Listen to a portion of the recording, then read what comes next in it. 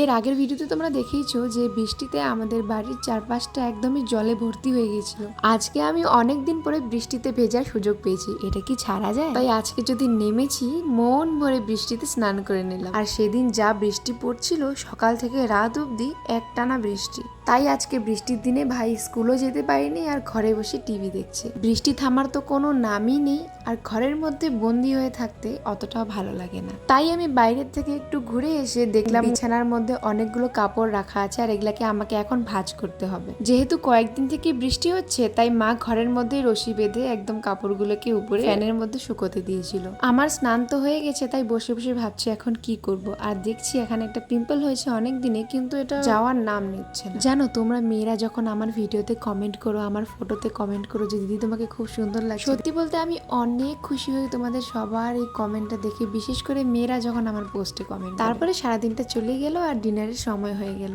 যেহেতু এত বৃষ্টি আর খিচুড়ি না খেলে কি হয়, তাই আমরা আজকে খিচুড়ি খেলাম। আর চলো তোমাদের সাথে দেখা হবে পরের ভিডিওতে।